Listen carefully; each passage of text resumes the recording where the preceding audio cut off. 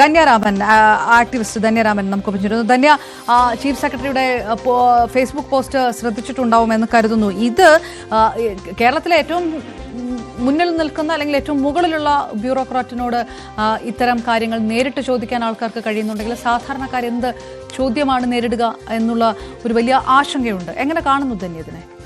അതെപ്പോഴും അങ്ങനെയാണ്. നിറത്തിന്റെ അടിസ്ഥാനത്തിൽ മനുഷ്യരെ വിഭജിക്കാൻ തുടങ്ങിയിട്ട് ഒരുപാട് കാലങ്ങളായി. നമ്മളത് കേട്ടോണ്ടിരിക്കുകയല്ലേ. ഇപ്പൊ സോഷ്യൽ മീഡിയ ഉള്ളപ്പോഴാണ് ഓരോരുത്തർ അനുഭവങ്ങളായിട്ട് എഴുതുന്നത്. അല്ലാതെ മനുഷ്യന്റെ എക്സ്പീരിയൻസ് ചോദിച്ചു കഴിഞ്ഞാൽ അവർക്ക് ഒരുപാട് പറയാനുണ്ടാവും.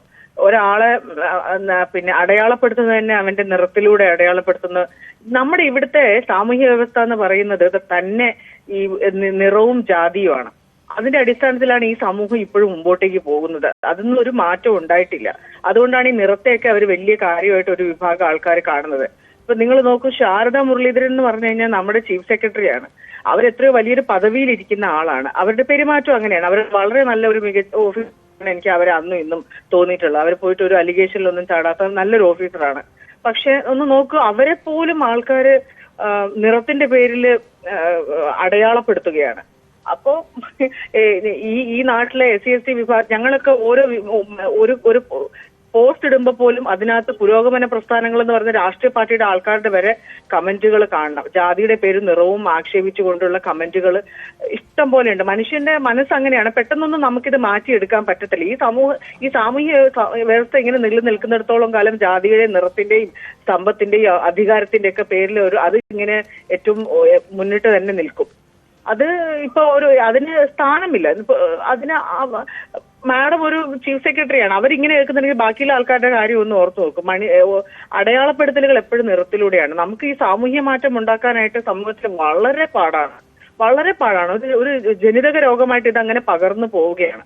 നിറത്തിന്റെ പേരിലുള്ള അധിക്ഷേപങ്ങൾ എത്ര മനുഷ്യരാണ്. ധന്യ, അതിനൊപ്പം തന്നെ അവർ പറയുന്നുണ്ട് സ്ത്രീ എന്ന തരത്തിലും, അതൊരു ബ്രാക്കറ്റിലിട്ടിട്ടാണ് പറയുന്നത് ആ കാര്യം. അതായത് 7 മാസമായി ചീഫ് സെക്രട്ടറി ആയിട്ട് ചുമതലയേറ്റിട്ട് അപ്പോഴും താരതമ്യപ്പെടുത്തുന്നത് തന്റെ ഭർത്താവുമായിട്ട്. ഇവരൊരു ബാച്ച്മേറ്റ് ആയിട്ടുള്ള 2 പേരെയാണ് ഈ താരതമ്യപ്പെടുത്തുന്നത്. അങ്ങനെ 2 തരത്തിൽ ഇത് കാണപ്പെടുന്നു എന്നുള്ളൊരു കാര്യമുണ്ട് കേരള സമൂഹത്തിനെ സംബന്ധിച്ചിടത്തോളം.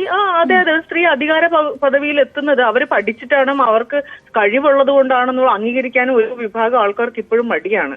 ഒരു ചീഫ് സെക്രട്ടറി പദവും രാജ്യത്തെ പ്രധാനമന്ത്രി പദവും രാഷ്ട്രപതി പദവും ഒക്കെ സ്ത്രീകൾ അലങ്കരിച്ചിട്ടുള്ള നാടാണ്. അവര് പദവി കൈവശം വെച്ച് ഏറ്റവും ഭംഗിയായിട്ട് തന്നെ അത് നിറവേറ്റിയിട്ടുള്ള നാടാണ്. ഇപ്പോഴും അതിനെ അംഗീകരിക്കാനായിട്ട് മടിയാണ്. ഇപ്പം എനിക്ക് തോന്നുന്നത് എന്റെ സുഹൃത്തുക്കള് പറയാറുണ്ട്, അവരുടെ ഭർത്താവ് രാഷ്ട്രീയത്തിലാണെങ്കിൽ അമൃതയും റഹീമും എന്ത് ചെയ്താലും അത് പാർട്ടിക്കാരുടെ ഭാഗമാണല്ലോ എന്ന് അമൃതയെ ആക്ഷേപിക്കുന്നത് ഞാൻ കേട്ടിട്ടുണ്ട്. അപ്പൊ അതുപോലെ തന്നെയാണ് ഇപ്പൊ ഭർത്താവിന് പവറോ അല്ലെങ്കിൽ അവരുടെ തൊഴിലിന്റെ അധികാരം ഉപയോഗിച്ചിട്ടാണ് ഭാര്യ നിൽക്കുന്നതെന്നൊക്കെ കണക്കാക്കുന്ന ഒരു വിഭാഗം ഇന്നും ഉണ്ടെന്നുള്ളതാണ്. ഇവരോടൊക്കെ എന്ത് പറയാനാണ്? ഒരു മനുഷ്യന്റെ കഴിവിനെ അംഗീകരിക്കാനായിട്ട് ഇവർക്ക് സൗകര്യമില്ല.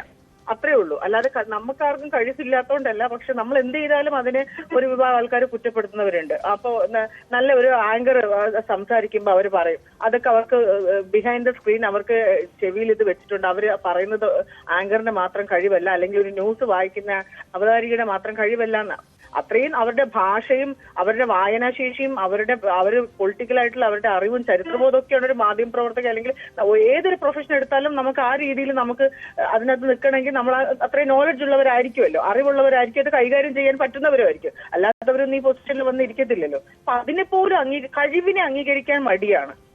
സ്ത്രീകളെ അംഗീകരിക്കാൻ മടിയെന്ന് പറഞ്ഞാൽ കഴിവിനെ അംഗീകരിക്കാൻ മടിയാണ്. അത് തന്നെയാണ് അവരെ കൊണ്ടൊക്കെ ഇങ്ങനെ ആക്ഷേപിപ്പിക്കുന്നത്.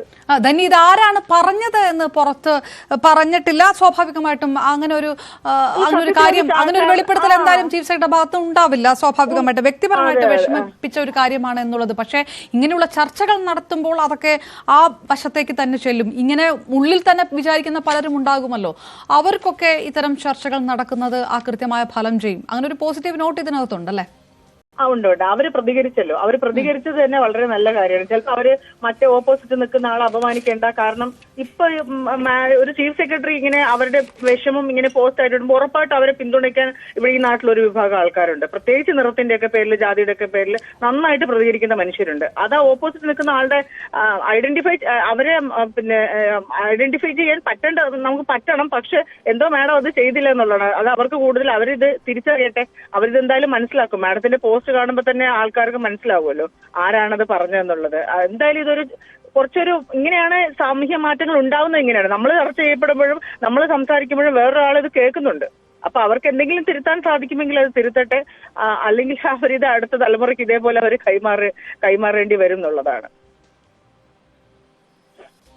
ഏതായാലും ഈ പോസ്റ്റ്, ചീഫ് സെക്രട്ടറിയുടെ പോസ്റ്റ് സമൂഹ മാധ്യമങ്ങളിൽ ഇപ്പോഴും ഷെയർ ചെയ്യപ്പെട്ടുകൊണ്ടിരിക്കുന്നു. പ്രധാനപ്പെട്ട നേതാക്കന്മാരും വനിതാ സംഘടനാ പ്രതിനിധികളുമെല്ലാം ഈ പോസ്റ്റ് ഷെയർ ചെയ്യുമ്പോൾ തന്നെ ഈ വിഷയം കൂടുതൽ ചർച്ച ചെയ്യപ്പെടുന്നു. അതേ